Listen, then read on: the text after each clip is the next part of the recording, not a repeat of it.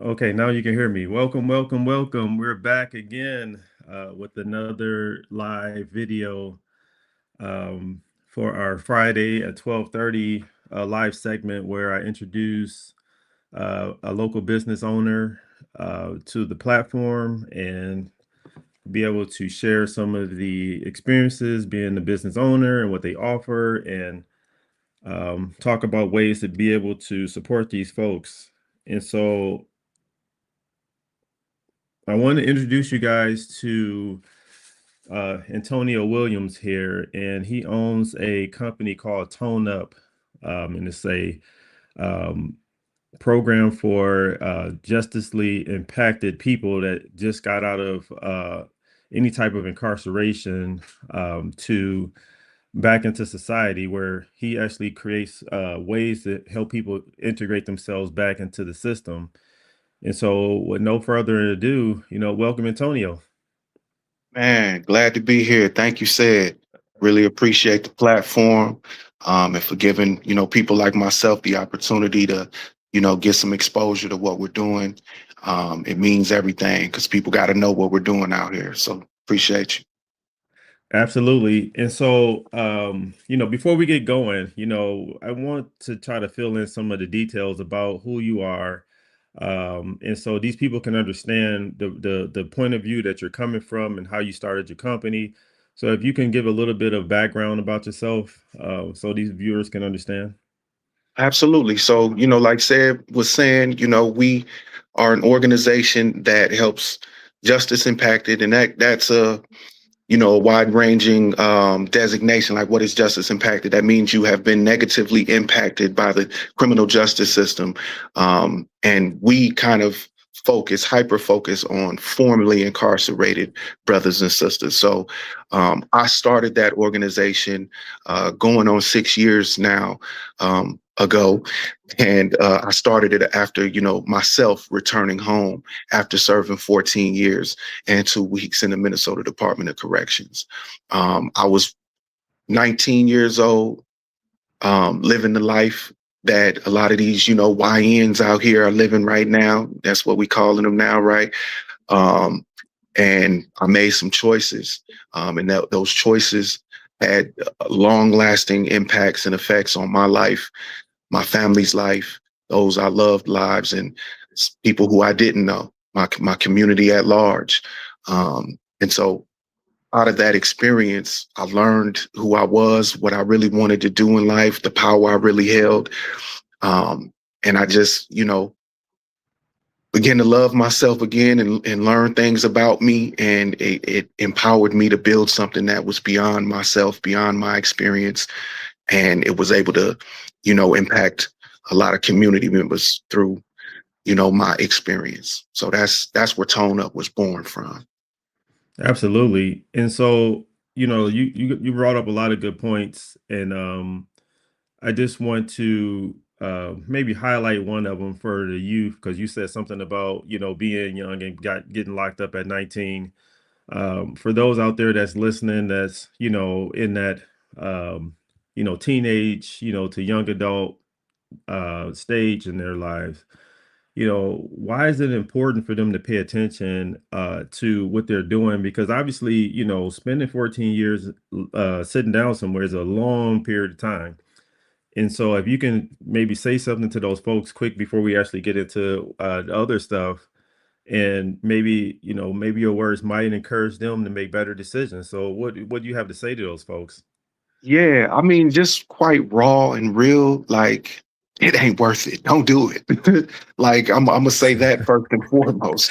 Like, if you out carrying guns, you out thugging, and you got ops, and you ain't even graduated school, or you just graduated school, that, bruh, it's not worth it. It has nothing to do with what's really going on. It's a lie. That gang stuff is a lie, bro.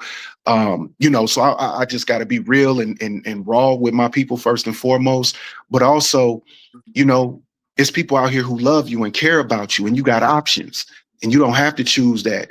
But what you do have to choose is courage, doing that right thing, even though the people around you may, clown you for it or make you feel. But guess what? You still gonna be alive. Guess what? When they locked up, you're gonna be out here free, being able to sleep where you want to sleep, being able to eat what you want to eat. Because when you get in prison, they telling you what to do, when to do it, how to do it. And we all know we don't like that. No, no, I can only imagine, having to wake up for 14 years. That's a long period of time to have to wake up with those type of conditions. And only reason why I had you share that moment because, sometimes, when you're young, you think that, you got this eternity of amount of time and easily, take 10 years away from your life and you're almost 30 years old if you're in your 20s or in your teens, 10 years to go past, all your whole 20s are gone. Or if you could do something more egregious, now you got 20 years to go, or maybe even 30 years, and they'll hand you this stuff like they they Come on. pass like they passing away, stuff for the homeless people. So like they will give you that time and not bat an eye at the end of the day. And while they come in to cuff you to take you there, now you really think about the life decisions and stuff like that. And unfortunately, once you get there, it's hard to escape. Absolutely. And Absolutely. so and so Tom, what do you think that I guess what does Tone Up really stand for? Why is it important for you to build an organization rooted in that name and philosophy? For sure, for sure. Yeah, tone up. I love when people are like, "Hey, is that just a play on your name?" Where you just, yeah, a I little thought bit. it was a play on your name. So make educate me, please. For sure, for sure. And I mean, it made sense, but the philosophy is tone up, teaching ourselves new examples to uplift our people, right? And Okay. it's rooted in the philosophy and the ideology that many of the inner city issues and problems that we see are born out of faulty examples of everything from character to how do we handle accountability? How do we handle issues? What does it mean to be a man? What does it mean to be a woman? What does love mean? What does loyalty mean? Right? All that. It is what it is. That lingo that we talk about and say in our communities and in that inner city life, it's actually giving you some context to it. So letting you know that a lot of the things that we were raised with were distorted character traits. When we say love, you're supposed to love your homies and ride out for them, loyalty and all of that. We forgot to tell our kids and our people, you're actually supposed to give that to yourself first. You don't Hmm. extend love and loyalty outside of it until you learn how to love yourself. What does love for you mean? Right? What does being loyal to yourself mean? So the philosophy is it's only by teaching ourselves new examples that really aren't new. They're old, ancient, Black African centered, you know, ways of thinking about how we interact with other human beings, and it's usually rooted in love. It's rooted in love that holds ourselves accountable when we know we're doing something that we ain't got no business doing. Because the system often believes that we've never had a system of accountability, and we think that everything is a go, and that's false. We've always been raised with accountability, even in the street life. But the thing is, our accountability has mirrored the corrupted accountability that the system has shown us, right? Hmm. If it doesn't lead to growth, it's not accountability. It's more like punishment. It's more like retribution. It's more like an eye for an eye, right? Accountability should lead to growth. It should get a person to stop and think and say, you know what I did was wrong. And I need to not do that again because I see the way it impacted the people around me. And that ain't right. So Absolutely. Well, you said it the best. I mean, you know, I think it's, coming a little bit different from a person that actually went through it. I think that's the reason why, it probably rings so much volume because you actually been there. Like I can't never say I was in that situation. So I can't really speak to something like that because I don't know what it feels like to be there. And so, you often say that, reentry is just more than paperwork, it's emotional, personal and systematic. What do people misunderstand about coming home after the incarceration period? that's a great question. And I mean, And if we're talking about people who themselves are coming home, there's an answer for that, I think. And also people who've never done time but are seeing people come home, there's an answer for that. So I'll kind of give a two-part answer to that. I think the Sure. biggest misunderstanding is that community or reentry is a community issue and not an individual sole issue, right? A lot of people are like, well, he did the crime, he had to do the time, now he got to figure it out when he get out.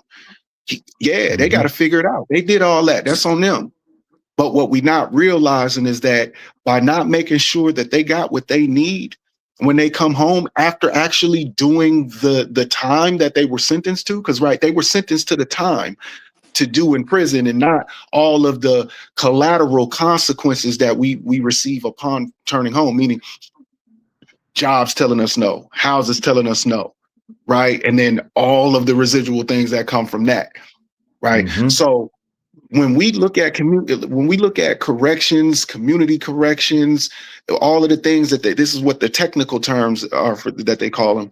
If we look at that as like, oh, that's just him and his family's issue, then when that person does something that ripples outside of his and her family, what right do we have to complain and say the system failed if we as a community didn't do our job to make sure that this person could at least find the resources, get connected to the resources? And so that to me is what I would say is one of the biggest misunderstandings about reentry from people, just as a wide general view of reentry. But then for people coming home, I think one of the biggest misunderstandings are and tend to be the need that you should just fall right into working, flowing into regular everyday like societal like functions, like the priority is a job right away and all of those things. And after, going on 6 years now, June will be my 6 year home.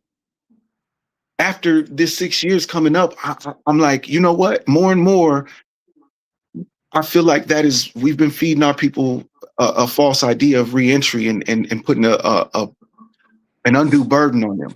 A lot of people need to heal from prison, right? Especially the amount of people who are coming home today and in the past few years who have done more than 10 years. A lot of people need to heal from that experience and need just time to settle and not have the day-to-day chaos, threat of violence, right? The oppressiveness of being locked in your cell for hours and hours because there's constant staff shortages, so people aren't getting to the gym anymore. They've reduced prison industry jobs, so there's no real work. People haven't had the ability to like just get moving, get work experience, all of that. They sitting in their cell dealing with their trauma and their feelings. They're hungry, they're missing their loved ones, and then they're getting out. And then they're being told, yeah, go find a job, go figure it out, fall right in place. And I want to caution my brothers and sisters who are waiting their release. Find your healing first. And demand that the system starts prioritizing that first and foremost, is making sure we're healed first so that we can accept the job that we want and be able to hold it the right way without our traumas standing up out of nowhere, because that's what happens. Those undealt with traumas find themselves rearing their heads out of nowhere. When he was doing well, he had a good job, it seemed like he had a nice woman. What happened? We hear ourselves asking that question a lot. And then we don't look at, well, they just released this person after doing a decade and he got a bunch of trauma that he can't cope with, hasn't even Hmm. begun to face. So those are the two things that I would give on that question, brother. Um, so just to comment on what you said, or what you have said, based on that question, obviously it's a broken system that, when you said something about the people come back out and then, everybody expect them to just blend back into society like nothing happened, when they sat down for 10 plus years or something like that in the cell. That's a traumatic experience because we're not caged animals. And so when you put people in that situation and then you tell them when they come back out, hey guys, you're out now, congratulations, go find yourself a job and get and blend into society. I'm trying to figure out how do you do that? And I've never been in that situation. It just to me is mind-boggling to, you know, throw time in um as a correction. I never believed that, locking somebody down for that duration of time is a way to punish that person by locking their body up. But when they actually do the time and they come back out, they still can probably have some of the same issues before they went in, and nobody tackles those issues. And so that you often see people get right out and do the same exact thing and go right back in. So Yep. I just thought it was just kind of, when you said it, is this kind of like, this going to keep going and going and going and going and not stopping. Um, so speaking into that, obviously you did 14, you served 14 years in prison, um, before founding this movement. What part of your experience inside of prison helped shape you and how you lead today? For sure, for sure. Great question. I think really it was the experience of watching people go through that revolving door while I was doing that 14 years. Like I would see people leave and come back, leave and come back. And they, and I realized, because I'm a person who observes, patterns and behaviors and things like that. It's a survival thing for me. And so I noticed some common denominators with a lot of those people who were leaving and coming back. They didn't they didn't spend their time the way, I would have spent my time, and I did spend my time to, come out better, right? Um, it was also, a rush to lean to dive back into family structure and dynamics where a lot of us who have done time and are doing time we're like the glue of the family, and a lot of the families leaned on us, and so we feel that need and that obligation to come right back and pick that right back up, and that puts in a burden that people don't even understand. And so like I watched those things. I talked with those brothers who were coming back, and I just was like, "What's going on here?" And a lot of it was that, and just not having any reentry infrastructure that really supported that journey in a real way. That also spoke to the healing components and all of that. And I think I'm a person that loves to lead from abundance now, and not think about the worst things in my life as the fuel to my fire. And so, but I cannot deny that also just going through the brutality and watching a lot of the corruption that honestly exists in prisons across Minnesota that I've experienced, and I know for sure across the country. Um, it was one of those things, just watching it just so unchecked and so just blatant, that it really was like, well, wait, no one's doing nothing about it. No one even knows about these things, first of all. And so that was the beginning of me doing my journalism while I was in there, getting published in, the Minnesota Spokesman Recorder, Star Tribune, and all of that while I was still incarcerated, and really just finding my voice to advocate for myself. Because I one of the biggest angst that I have and dislikes is feeling powerless, and I think a lot of people can relate to that.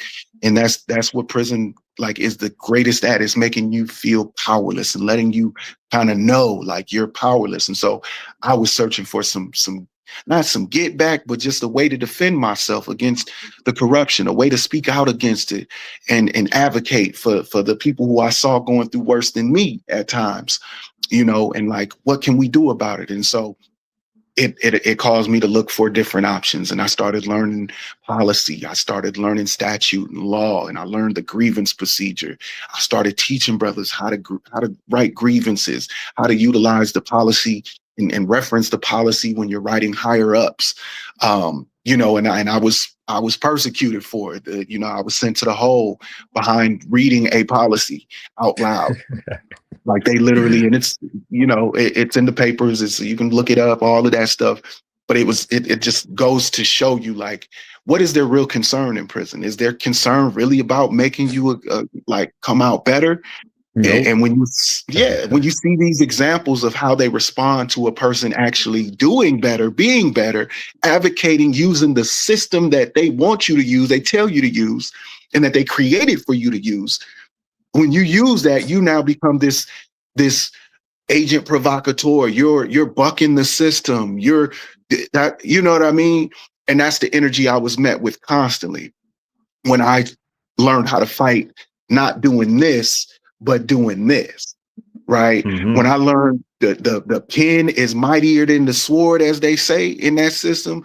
And you're talking also to someone, I'm not bragging about it or nothing, but I fought physically with guards and all of that. And that got me nowhere, but years in isolation, years in the hole. And until that Hmm. light bulb clicked for me, to use this, my leadership evolved, my thinking evolved, my creative ability to build out a mechanism to fight the system really started setting in and evolving. Absolutely. And I was just going to ask you, at what a specific moment when you realized that your purpose is bigger, you know, after you got released. Mm, mm. Well, I think, the way I did my time as far as like, I'm a people person. I'm a people's person. And prison couldn't break that out of me. So while I was in there, I was building with people and I just understood the need. I understood my people as well. And I didn't see my people as how a lot of the system sees our people, as irredeemable, as criminal, criminal minded. Like, right. A lot of the system just believes we're criminally oriented. Like that is just how we're programmed. And it's so false. Um, so being able to really understand my people and understand what we really wanted and what we were really yearning for in there, I was able to, you know, carry that with me and say, you know what? One, I was able to cross those lines in there and get all walks of lives to, you know, be drawn to me in my ideologies around, hey, we are not each other's enemies. We actually like have more in common than we do it, but we need to be, standing up for ourselves and rejecting all of these different things, right? So when I saw that people heard me in there, I was like, well, if they hear me in here, where you know you got all of this stuff going on, I know that it's meant for me to bring this out here. And so Hmm. like that's really what it was about. It was like just paying attention to the signs, the energy, reading the room, reading my people. And like I I, I got my people in there are telling me you got something. So okay, let me bring this out here and see if my people out here are saying the same thing. And I quickly found out that they were and they are. Absolutely. Absolutely. And, I guess this kind of segue into the next question, because, a lot of organizations focus on service, but Tone Up talks more about leadership and Mm, dignity and transformation. Why was that a distinction important to you? that's heat. That's heat. I think one, again, it goes back to a little bit of what I said around, focusing on getting a job and all of that stuff right away when you come home. Mhm. And like we sort of are putting the cart before the horse. And when we think about the issue that we're facing as far as recidivism and repeat offenders, all of that type of stuff, and what I really call it and name it is just trauma expressing itself in the way trauma expresses itself. Like y'all want to Okay. call it recidivating, y'all want to call it whatever. No, that's signs and symbols of a person who hasn't had their needs met. They're very fundamental mental health, emotional, like all of that met, right? And so when you look at a problem like that and you say, well, is it the people? Is it like what's the resource to get us up out of that? And the answer from walking my trajectory has been clear to me the whole time. It's other people. It's other people who have been through it, who have those leadership qualities to get that light bulb, that are able to turn that light bulb on other people's minds to say, oh, I do have other options. Oh, there is a support network out here for me, who are better suited to do that than people who have walked that same path and had that credibility, right? So my focus and my thinking around that then is develop we need to be developing more leaders. So let the problem, quote unquote, become the solution. Let Hmm. the virus become the antidote, and so that's kind of that model that we're replicating, like that we're turning that ideology into something real. We're turning, okay, credible messengers into the new method of how we approach reentry, and we're asking, community to get behind it, and also funders, philanthropy, and our state entity. We've been trying it y'all way and this other way for how long? When are we going to say, let's get creative with this, y'all? We got options. Let's Right. fund something real. Something, if you want to get somewhere new, you got to try something new. You got to start doing new things. You got to take new steps. And I'm begging, I'm pleading with my people and the powers that be to say, come on, are we ready? Let's do it. Let's do it. I think that, for the audience out there that's listening, you really kind of hit on this when we first started this. And, I know that, a lot of people think that it's really, really easy to come out of prison and just mold yourself into a outstanding citizen right away. Mm. And so, I just want you to talk about some of the hidden barriers, people have when they get out of prison that the public just rarely sees. Yeah. Wow. Yeah. Some of those hidden barriers, man. I mean, we know some of the ones that are not so hidden that are getting more exposed. But I think, it's important to realize the psychological effect and those nuances around, a person really questions their sense of self. When you do so much time, you question your value. You question your humanity. You question your capabilities. And you start believing that all that's all that's left for you, or you're worthy of, is the grungy of the grungy jobs, the Mhm. the back breaking labor, and a lot of our people, we find ourselves forcing ourselves to be content and maybe even happy with that, and thinking like that's our station in life, right? And there's nothing wrong with that, and those are certain, like, people are good with their hands and prefer work.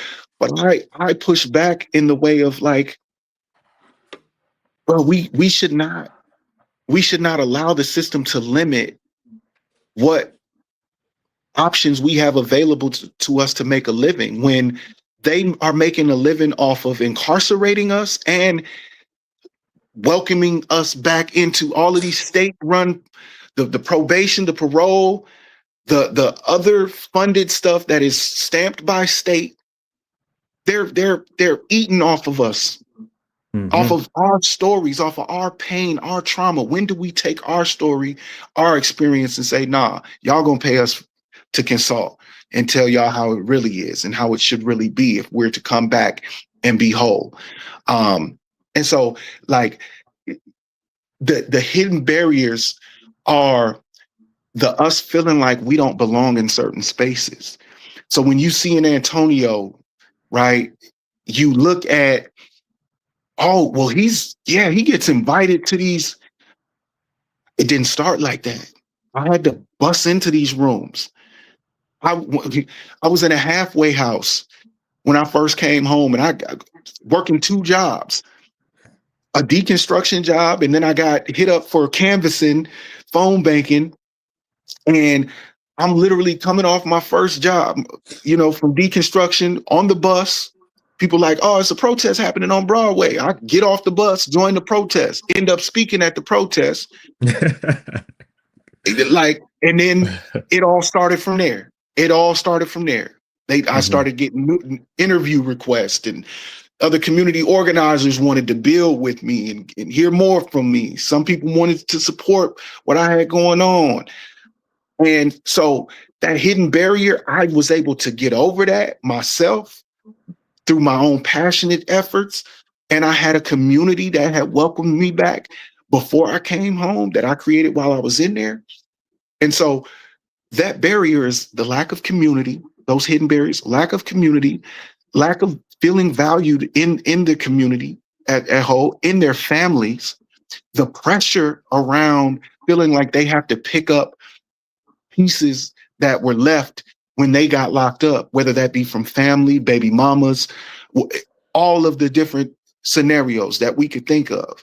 But us, when we come home, we have a lot of pressure on us and we don't want to fail and we don't Right. want to hurt anybody. That's the last thing that's on our minds is hurting somebody. And that drives us to lay ourselves bare to any offers. You got community organizations who are exploiting justice impacted people right now as we speak because of that passion, because people just want to give back and want to Hmm. and want to do their part. And so and they don't have the proper education yet to actually realize, no, you're the expert and you should be getting paid for your for telling your story, right? And so these are hidden barriers that are happening right now. And there a lot of it we can do something about if we start having these conversations on a wider scale, wider platform. And we got more says coming out and giving us airtime, because narrative is the biggest thing that's going to eliminate barriers or create barriers. They create policy based on the narrative that they've created about justice impacted people, right? So why Hmm. can't justice impacted people reclaim our narrative and say, no, this is who we are. This is who we really are. Not what y'all done read on paper, not with these legislators, not with these other people who got their own biases anyway, are saying about us. But no, here's what it really is. And watch us. Watch what we can do when we're supported. Right. And I always, give people the benefit of the doubt, um, to my detriment sometimes. But, I never, when people do time, I don't look at that person as that person. This is the story for their whole life. I look at it, they had a bump in the road, and we all go through it. We make some mistakes. Sometimes those mistakes can be costly depending on what they are. But at the end of the day, we're still human beings at the end of the day. Like like you can get slapped on the hand, or you can get, sat down, and you can do a lot of things that to help discipline the situation. But you know, I never agree with sitting somebody down for years and years and years, and then you see what's going on inside these facilities, and they're, sometimes they're living just like they live outside sometimes in some of these scenarios. And so then it often make you think, like, what is the purpose of this? To get this person um, sitting down for a period of time and having them working for free, and then you know uh, try to get themselves out, and there's a lot of lawyers involved, and court systems, and they get you coming back and forth, and after Mhm. a while it's just a lot of rigmarole, because you're really not solving the problem. We just, we can focus on some other things to be solving, not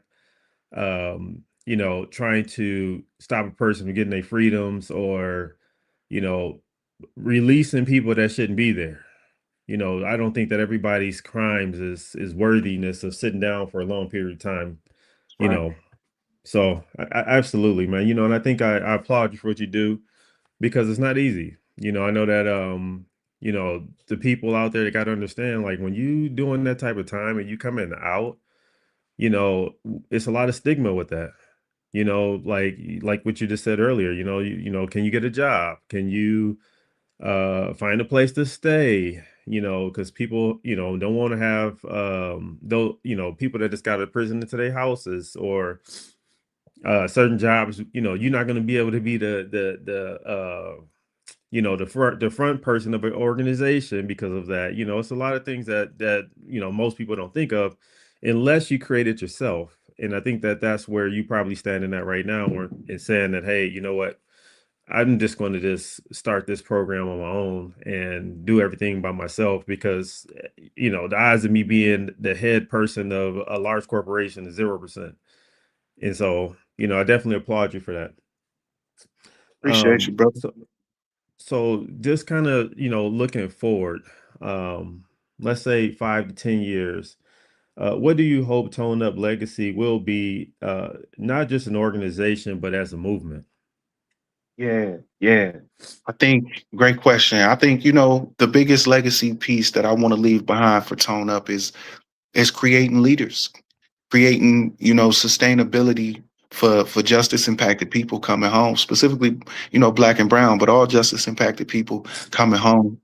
You know, I want an established infrastructure and pipeline where we're meeting people's real needs, not just the material needs, but people's real needs, that holistic approach. And it's allowing those trauma pains, hunger pains, to be quieted just enough to where they can think about how they can be the help for somebody else, right? And then they step into that leadership development path, and then now they're reaching back, and we're stemming the flow. Now recidivism is not a thing we're talking about. Now we're just talking about how do we build out more jobs for these qualified, workforce that's coming home, right? And now reentry doesn't look like solely parole or probation. If at all, it looks like more of a justice impacted peer navigator network throughout the state and possibly the region and country, where it is now an established, because I can tell you, I know a lot of justice impacted people who have done serious time, who are homeowners, successful business owners, who are role models, who give back to kids and youth, who are leading the way in their communities, their households, and in their part of their world in life, right? And these are the most qualified people to be not just the representation, the coaching, the mentoring, but the the sole entity to reach back and be that for somebody else, man, within the parole system, probation system, the community correction system. So 5, 10 years from now, man, our legacy would be being that organization that spearheaded the justice impacted peer navigator model, where we are being the help that we're waiting on. Absolutely. And you said some key things in that statement. And so, when uh for those out there that's watching this, just understand that, you can come out and you can definitely start your own business. You can definitely, own a home, all these things that you just mentioned, that is out there for pretty much all of us. And obviously, if you your own boss, you don't have to worry about what other people have to say, because you don't own you own it yourself. And if you buy yourself your own home, so to speak, you don't have to worry about any labels being placed on you because you own the Right, place now. And right, and I know that's one of the things that people don't understand is we never, I mean, I never asked nobody have they been incarcerated as a prerequisite for them to buy a house. I mean, that is nothing that we never ask, and we don't. Frankly, I'm not gonna say I don't care, but it is just none of my business. What they did in their past is what they did in their past, and I'm focused on the future. And if they want to be a great member in society, I mean, that's what my job is, to help them, take those steps to get there. And right. so, with that being said, I do want to pull up a few pictures, because how I met you is based on helping you buy a house. Now, with that Shout out being to Craig. said, with that being said, I mean, did I ever, I didn't even realize you had a criminal background until you said something about it. I would have never known. I mean, it wasn't like I was, checking for it. What was your Sure. thoughts? Yeah, no, it was man, probably one of the most educational experiences I had in that way. Like, because I didn't think I was ready if you remember, like I was questioning, like, man, it's like, am I ready? Like, can I do this? Can I actually do this? And it was like, yeah, you got this, you got that. Yeah. The only thing that I was worried about is because of the timeline within my stuff. I needed 2 years worth of W-2s, and I had to reach back to an employer from before I was incarcerated to get that verification. But it happened, you know what I mean? And it was surreal, at like, and it's going on 4 years. This is the fourth year that I've been in my home now. And it's like, man, this is mine. This is mine. I ain't never, and coming out of my apartment, I was in an apartment before I bought this house, and that was my very first apartment that I actually owned, that it was in my name. I know, coming from the hood, we say we have apartments, we have our own places, but usually it's in the baby mama name, the girlfriend name, or something like that. So Uh-oh. for me, yeah, if we being real, pre-prison, that's what it was for me. It wasn't nothing in my name before, you know what I mean, other than the car I had or whatever. But this was my first apartment that was in my name, and then it transitioned into my first house. So it's a beautiful experience. I'm blessed, and I'm grateful for our relationship and getting to meet you, because now we friends. We ain't just, that transaction wasn't just a transaction. And that's what I love about my life now too, is like I get to build relationships that no walls can separate. You feel me? Like, yeah. Oh yeah, yeah, absolutely. Because just like I said, I never looked at you any type of way when you told me that. I'm like, well, you know what? It happens. People make mistakes. Now I'm not here to talk about that, and I don't think me and you never had a conversation about it at all. So I never cared about what it was or who did it or how it happened. I just more so focused on, okay, you here now. I know you here. I don't know that person that happened, way back when. I know the person I'm talking to right now. And how can I help this person? And so we definitely proud of you for accomplishing these things. And now you laid the blueprint out for the folks that's been locked up in prison, and now they can see, a person actually made it through. Like, how Absolutely. does that feel? It feels great. It feels great to be an example, a positive example, because a lot of times, we glorify negative examples of black men, in our hoods, man, and is who got the bodies and who got all that type of stuff, and yeah, and it's just so ridiculous, and I feel, again, the only way to break ourselves out of that cycle is to, again, teach ourselves new examples, or uplift new examples of winning, of being real, being a boss, like, and we gotta uplift those examples. So I feel like, my story is being looked at and being studied too, as like, man, he did it. You know what I'm saying? He did it, and he's doing it, and he's creating a way for others to do it. And you can't expect others to follow in the positive footsteps if they don't see it, right? If you're not visible, if you're not vocal about it. So again, we're in a narrative fight, like I said before, and so this is a part of me taking our narrative back and saying, look at it, look at all the stuff that can be done and will be done, you know in the future to come, and right now, and continuing, right, we're going to see positive examples of bouncing back, reclaiming power, reclaiming dignity. You know what I mean? And I did it, y'all can do it, and so it means everything for me. It means everything.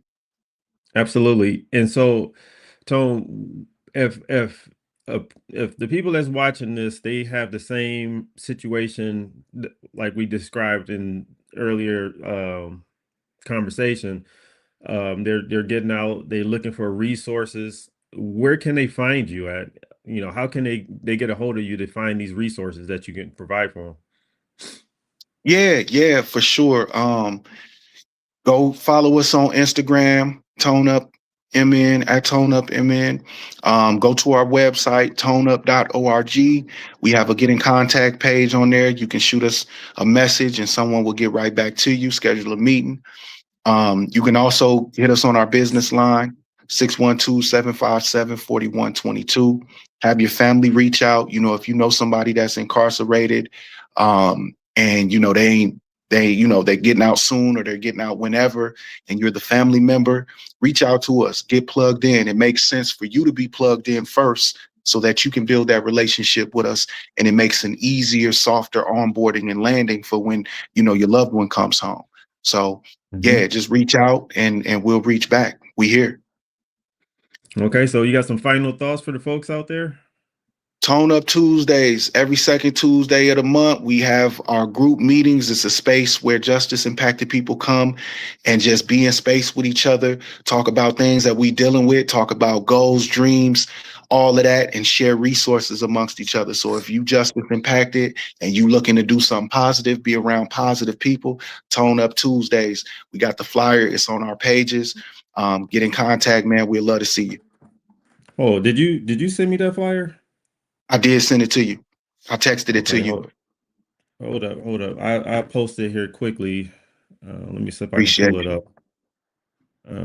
Yep. Um, Next Tuesday is our official one for this month. So come through. We over southeast. If you know where Aveda is at, like that hair studio and cosmetology studio school, we right by there.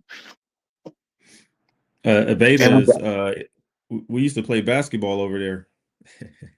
oh yeah, by the basketball court behind Yep, it. yep, yep, Yep. yep. We used to see because I knew it was some type of cosmetology school or something. Because I used to they have black on, right? Where they Yep. walk into Yep. school with black on. Yeah. I can't pull it up because I can't get it off my cell phone at the moment, but I would definitely put this into the feed as well once I get everything all shaped up, and we'll put Yeah. the flyer that you have on there. So basically, I definitely appreciate your time. Definitely appreciate your thoughts. Definitely appreciate you as a now a productive member of society, Yes, making a sir. difference. And so, with that being said, guys, hopefully y'all guys found this entertaining, informational. And if y'all guys need Tone, I'm gonna leave all that stuff in the description as well. So when y'all guys rewatch this video again, y'all will see all that stuff there. And with that being said, guys, y'all have a good rest of the afternoon, and we'll see you on the next one. See y'all on the next one. Appreciate you, said. Absolutely, my friend.